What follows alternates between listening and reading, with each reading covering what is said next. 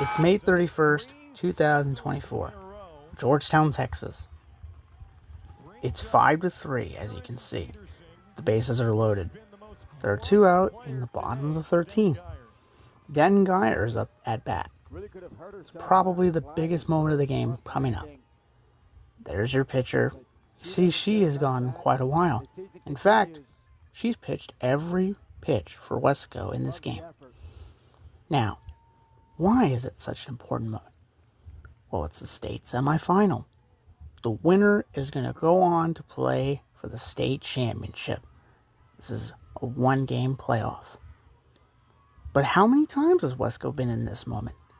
How many times have they faced adversity? How many times has their coach been in that big moment, in that kind of environment? And in general, how did they get here? Well, let's rewind the tape and let's look back. Well, actually, let's go back to 1955.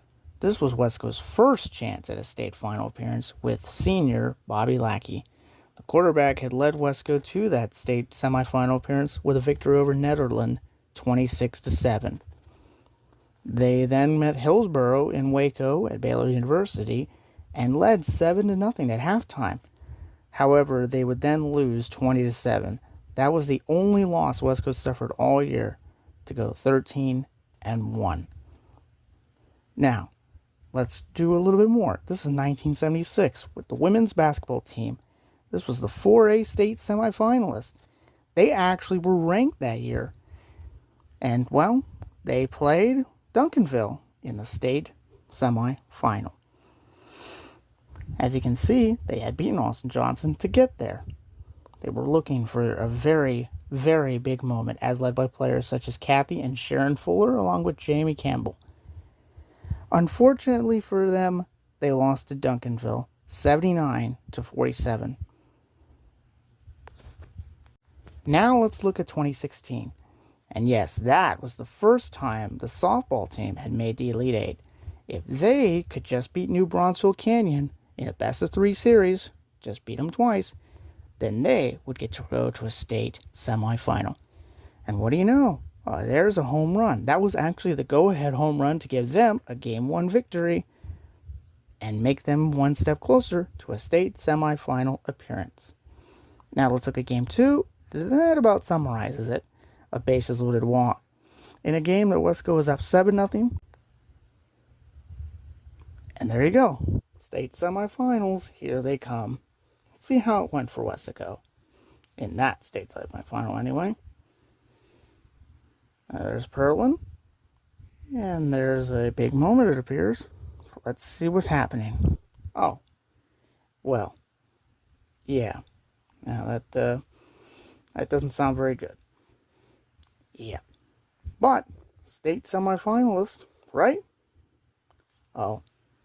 Yeah, they lost that game. But, at any rate, you get to see a couple things. Weslaco gets to have some medals because, as you know, state semifinalists get their medals. So let's see. Maybe there will be more opportunities for Weslaco to get there. 2017 team went to the fourth round. They lost to Canyon in a sweep. The 2022 team went all the way to the Elite Eight. They lost to O'Connor in 2 games, the eventual champions. So here we are. It's 2024. Weslaco had gone 25-4 in the regular season and had won 18 of the last 19 games. They dominated Mission and swept them in 2 games by a combined score of 28-0. Northside Holmes gave a challenge, as Weslaco lost Game 1 4-1, but Weslaco responded by winning Game 2 and Game 3 by a combined score of 26-6. Weslaco beat La Jolla in the third round with scores of 1-0 and 5-3. In the matchup against Lake Travis, the two teams traded victories. Weslaco won 7-6 and then lost 5-4. But in Game 3, Weslaco won 13-2. Against Brennan in the Elite Eight matchup with the right to go to the state tournament, Weslaco won the first game 16-3 to set up a Game 2 matchup where Brennan needed to win to survive. They actually were leading, Brennan was, in the second inning on a 2-0. And then Weslaco struck with a mighty vengeance Wesco actually scored 8 runs in the second inning, with Andrea Ortiz lining a 3-run double to give Wesco a lead they would not relinquish. In the third inning, they scored 13. By that point, the damage was done. Wesco won Game 2, 21-2, their first regional championship in 8 years. Alright, now we're in the main event. 2024, May 31st. Let's look at the starters for Wesco. You've got Alexis Solis at third base. You've got Lola Reyes at center field. Mia Rodriguez at second base. Clarissa Meja at designated hitter. Elizabeth Craig at first base. Romy Nunez as catcher. Andrea Ortiz at shortstop. Emma Galvan in right field. Dela Hinojosa in left field. And starting pitcher, Madeline Cantu. For Denton Geyer, you got Kaylin Jones at second base. Lauren Jones at right field. Aaron Peterson at shortstop. Finley Montgomery as the starting pitcher. Jenny Robedo at designated hitter. Karen Galvanez at left field. Gracie Willis at first base. Jordan Osborne at catcher. Brianna Williams at center field. And Aubriella Martinez at third base. Just keep in mind, the pitchers for this game would pitch every single inning. Madeline Cantu had gone 26-5 up to this game, while Finley Montgomery had gone 26-2. Now let me just shut up for a bit so I can show you both teams and how they scored the runs to get to that point where it was 5-3 in the bottom of the 13th. So let's roll the tape and let someone else talk for a bit. Hinojosa 1 for 1, and she's now 2 for 2. Hinojosa rounding first, stops, and she will hold there. It's a leadoff single for the 9-hole hitter, Dela Hinojosa. So here's Alexis Solis.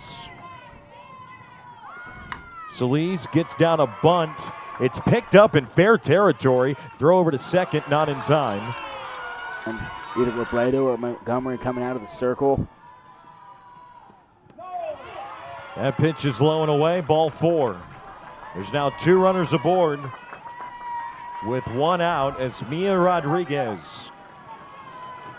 comes up to the plate with the best opportunity of the day for Weslaco. Rodriguez coming into today's game with a .489 average. She's 0 for 1 today. She struck out in the third, walked in the first. The 0-1 pitch with 1 out. That ball struck well into right center field. That's going to get down for extra base hit. 1 run will score. Reyes coming in behind her. 2-0, thanks to an RBI double from Mia Rodriguez. Needing to put up a 0. 2 straight strikeouts to start the 6th. Chopper back up in front. There's no throw. Hinojosa is on with a leadoff infield single with 2 outs in the top of the 6th. And we'll go back to the top of the lineup for Weslaco.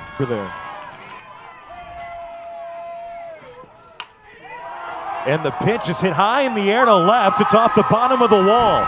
Solis has herself an extra base hit. Here comes Hinojosa. There's no throw to the plate. She scores standing up. It's 3-0 Weslaco.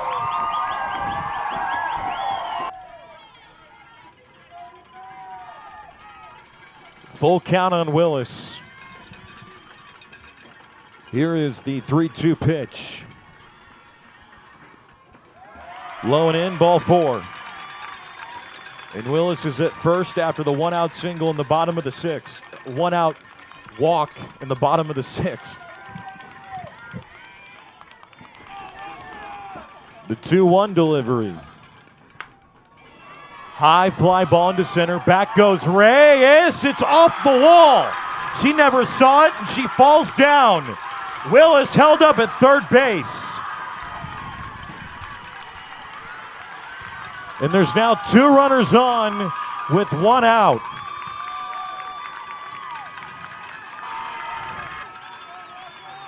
The 1-1 pitch. Williams floats it into left. Geyer's on the board. 2 runs are going to score. Williams rounding second on her way to third. The throw is not in time. And all of a sudden, Denton Geyer's in business.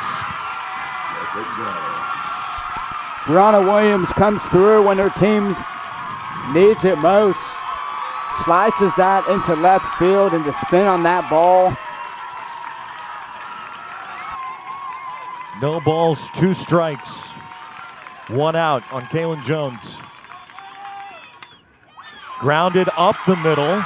Play by Rodriguez. The throw to first is not in time.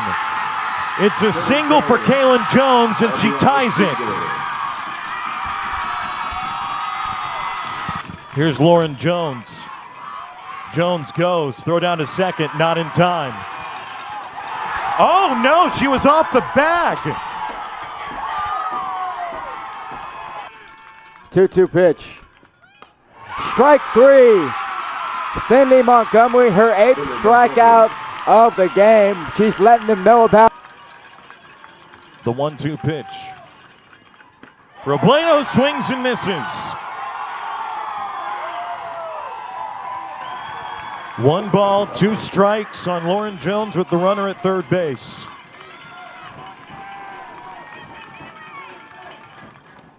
She swings and misses, and we go to the 9th. Mills.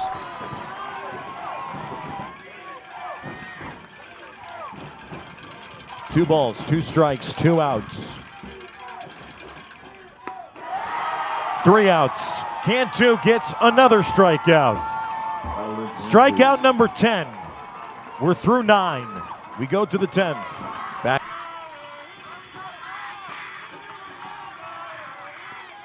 There's Jones.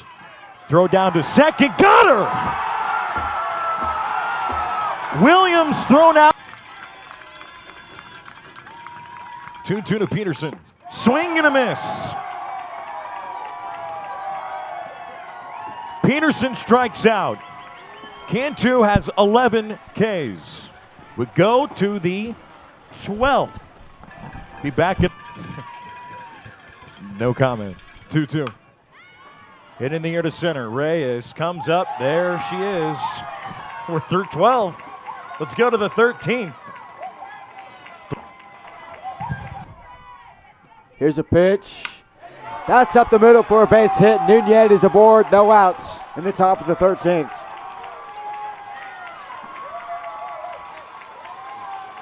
First base for Weslaco, number 2, Alyssa Ezekiel. This brings up number 11, Andrea Ortiz. Number 11, Andrea Ortiz. Ortiz struck out in her first 3 plate appearances. Shows bunt, gets it down. Fielded. The throw to first is in time. Willis. 3-4 put out over there. Here in the top of the 13th inning, we're knotted in a 3-3 pitchers duel. Izaguirre on second. Montgomery, the 0-2 pitch. Line past third base. That gets down. Rounding third is Izaguirre. She's going to score.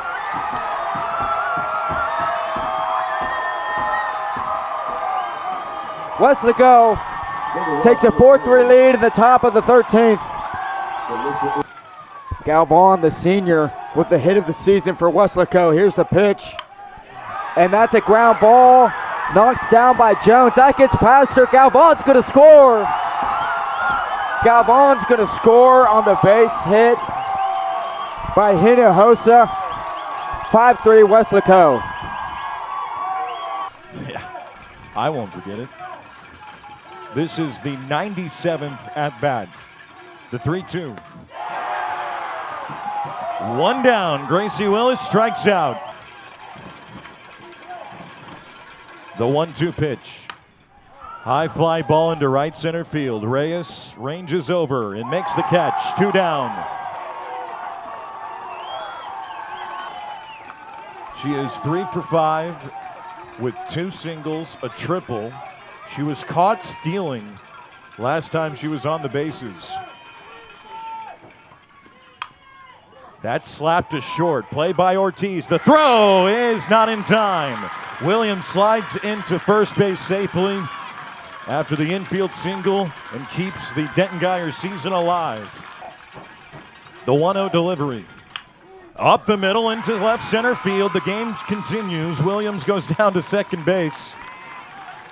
And it keeps getting a little bit more interesting.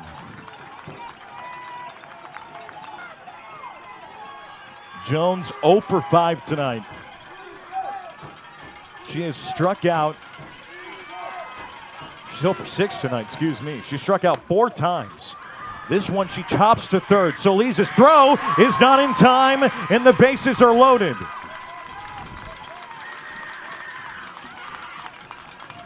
Now you've got Peterson. She's the third batter in the lineup. She had 3 hits in 6 plate appearances that day. She had a double, she had a hit by pitch, she had a walk, and she stole 2 bases.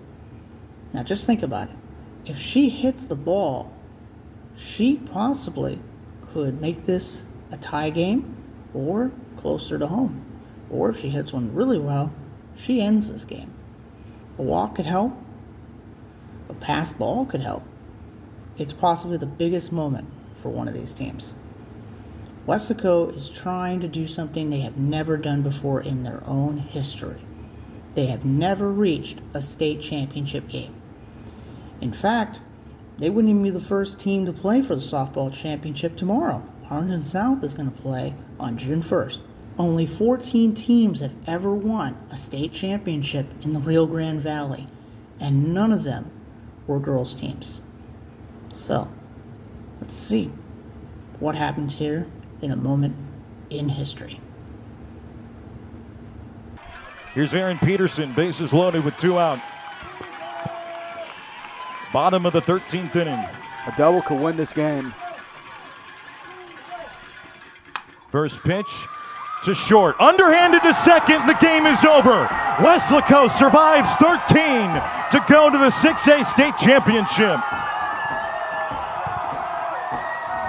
Oh, yes. Medal. Just like I said. Well, actually, I just wanted to make sure that there was a token of appreciation that you could say for both teams. Madeline Cantu and Finley Montgomery did in fact go 13 innings, and they did pretty good jobs for the teams they needed. Cantu allowed 15 hits, but she allowed just 3 runs. She walked just 3 batters. She hit 2 batters. She struck out 12. And then Montgomery allowed 12 hits, but allowed 5 runs, 3 walks. She struck out 12 as well. She also hit a batter. But as it goes, some teams just don't get the breaks they can. Now, I wonder what happened on June 1st. Weslaco's going to have to wait for their opponent on June 1st because the night game's coming up. I wonder what happened that day. Andrea Ortiz 0 for 3. Struck out twice. Flew out to left.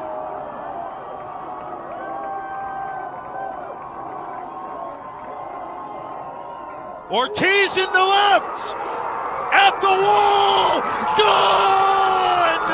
Weslaco wins it 11-9. 6A state champions. Unbelievable. Well, that made a big impact in Weslaco City history. Well, at any rate, happy anniversary